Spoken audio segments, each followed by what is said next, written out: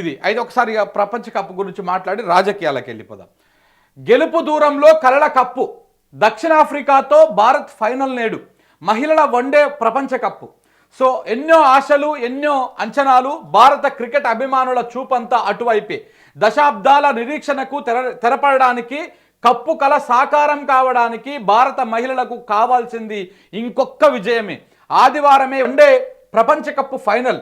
హర్మన్ ప్రీత్ కౌర్ నేతృత్వంలోని భారత్ తొలి ట్రోఫీ కోసం ఆరాటపడబోతున్న దక్షిణాఫ్రికాను ఢీకొట్టనుంది.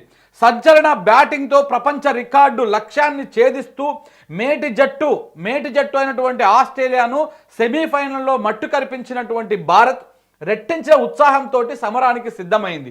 గతంలో 2 సార్లు అందినట్టే అంది చేజారిన కప్పును ఈసారైనా ఒడిసి పట్టుకోవాలన్నది ఆ జట్టు పట్టుదల.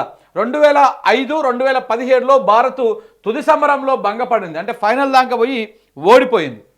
విజేతగా నిలవడానికి ఆ జట్టుకు ఇదో గొప్ప అవకాశం అనడంలో సందేహం లేదు.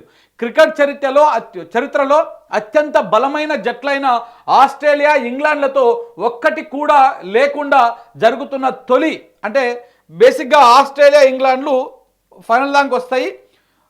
వీళ్ళు వరల్డ్ కప్ కొట్టేటువంటి ఛాన్సెస్ ఉంటాయి. కానీ ఈ 2 లేకుండా ఈసారి తొలిసారి ప్రపంచ కప్ కొట్టడం కోసం అటు సౌత్ ఆఫ్రికా, ఇటు ఇండియా కొట్లాడుతూ ఉన్నాయి ఇవాళ ఫైనల్లో.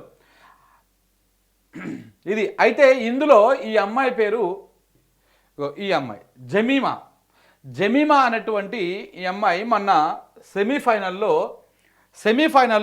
ఒక ఊపేసి ఒక ఆట ఓ రేంజ్లో ఆడింది అనమాట. నాట్అవుట్గా నిలిచింది. భారత్తో ఆడిన చివరి 3 ప్రపంచ కప్పుల్లోనూ దక్షిణాఫ్రికానే గెలిచింది. కానీ ఈ అమ్మాయి మొన్న ఆడినటువంటి ఈ సెమీఫైనల్లో ఆస్ట్రేలియాని ఓడించడానికి జమీమా చాలా కృషి చేసింది అనమాట. ఆ అమ్మాయి అయితే ఈ అమ్మాయి మ్యాచ్ అయిపోయిన తర్వాత నేను ఇన్స్టాలో చూసిన, అయిపోయిన తర్వాత నార్మల్గా మాట్లాడుతూ ఉంటారు. మాట్లాడేటప్పుడు ఆమె జీసస్ని తలుచుకున్నది. అంటే ఆమెకి ఇష్టమైనటువంటి దేవుని తలిచింది.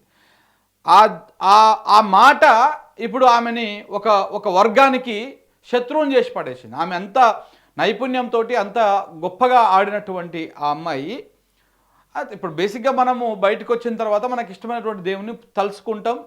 ఆ దేవుడి దయ వల్ల, లేకపోతే ఆ దేవుడి ఆశీర్వాదం వల్ల మనకి ఇట్లా అయ్యింది అని చెప్పేసి మనం అంటాం. మా తల్లిదండ్రుల దీవెన ఇది అని చెప్పేసి మాట్లాడుతూ ఉంటాం ఏదైనా అయిన తర్వాత. సో అట్లనే ఆమె జీసస్ దయ, మా తల్లిదండ్రుల దీవెన, ఇవన్నిటితోటి నేను ఇవాళ ఇక్కడ దాకా వచ్చినాం, మేము మా లక్ష్యము ఫైనల్లో గెలవడం కోసమే అని చెప్పేసి ముందు జీసస్ అనేటువంటి పదాన్ని వాడడం చేత కొంతమంది ఈ అమ్మాయిని, జమీమా అనేటువంటి అమ్మాయిని భయంకరంగా ట్రోల్ చేస్తూ ఉన్నారు. ఆ అమ్మాయి దేశానికి గౌరవం తేవడం కోసం ప్రపంచ వరల్డ్ కప్లో ఆమె ప్రతిభని కనబరుస్తూ అమ్మాయి అంత ఎమోషనల్గా మాట్లాడితే, ఇప్పుడు ఎవరికి ఇష్టమైనటువంటి దైవాన్ని వాళ్ళు కొలుసుకుంటారు, వాళ్ళు మొక్కుకుంటారు, దాంట్లో తప్పేం లేదు. కానీ మొత్తం ఇప్పుడు ఆమె ఏదో హిందుత్వానికి వ్యతిరేకం అయిపోయినట్టుగా కొంతమంది ఆమెను ట్రోల్ చేస్తూ ఉన్నారు. ఇప్పుడు దేశంలో హిందువులు ఉన్నారు, ముస్లింలు ఉన్నారు, క్రిస్టియన్స్ ఉన్నారు, బౌద్ధులు ఉన్నారు, రకరకాల మతాల వారు ఉన్నారు. అందరు కలిసినటువంటి ప్రజలు, అన్ని వర్గాల ప్రజలు, అన్ని మతాల ప్రజలు ఈ దేశంలో ఉన్నారు. ఇప్పుడు ఆ అమ్మాయిని ట్రోల్ చేయడము ఎంతవరకు కరెక్ట్ చెప్పండి?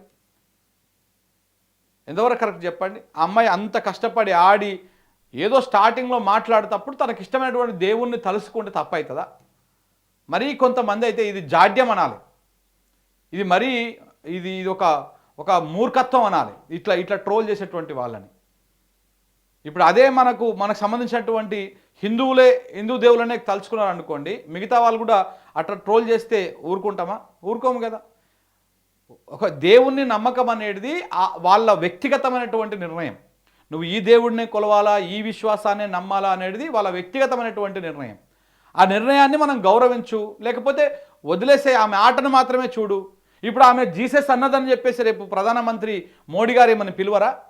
రేపు ఇవాళ మ్యాచ్లో గెలిచిందనే అనుకోండి ఇండియా టీము, తప్పకుండా ప్రధాని అయితే పిలుస్తాడు కదా, వీళ్ళని అభినందిస్తాడు కదా, భారత జట్టు మొత్తాన్ని, ఆ మహిళల జట్టు మొత్తాన్ని పిలిచి అభినందిస్తాడు కదా. మరి మన పిలవకుండా ఆపేస్తాడా? ఇప్పుడు ఇట్లా ట్రోల్ చేసినటువంటి ఈ ఈ సన్నాసులు అందరూ మొఖాలు ఎడబెట్టుకుంటారు మరి అప్పుడు. ఆ అమ్మాయికి నచ్చినటువంటి అంటే దేశంలో ఎవరికి నచ్చినటువంటి వాళ్ళ మత విశ్వాసాల గురించి బయటకు చెప్పుకునేటువంటి పరిస్థితి లేకపోవడం దౌర్భాగ్యం. అది హిందుత్వమైనా, ఇస్లాం అయినా, క్రిస్టియానిటీ అయినా, ఏదైనా సరే ఎవరికి నచ్చింది వాళ్ళు చేసుకోవాలి. ఇప్పుడు మనము మన మతస్థులని వేరే మతాలకు మన మన మతంలో ఉన్నటువంటి వాళ్ళని మత మార్పిడి చేస్తున్నారని చెప్పేసి మనం బాధపడతా ఉన్నాం కదా. అగో అలాంటి విషయాలు చేస్తే తప్పు. కానీ ఆమెకు నచ్చినటువంటి విషయాన్ని నాకు దేవుడి దయ వల్ల ఆశీర్వాదం వల్ల నేను ఇట్లా అయిపోయినా ఇంకా చేసుకొచ్చినా ఇంకా రేపు భవిష్యత్తులో గెలుస్తాము అని చెప్పేసి ఆమె మాట్లాడితే దాన్ని కూడా తప్పు పట్టడం అనేది ఏమాత్రం కూడా కరెక్ట్ కాదు. ఇంకా అది మన చూసేటువంటి వాళ్ళ విజ్ఞతకే వదిలేయాలి. ఈ రకంగా ట్రోల్ చేసేటువంటి వాళ్ళు రేపు వాళ్ళ స్థితిగతులు ఎట్లా ఉంటాయి అనేది కూడా ఒకసారి అర్థం చేసుకోవాల్సినటువంటి అవసరం ఉంటుంది.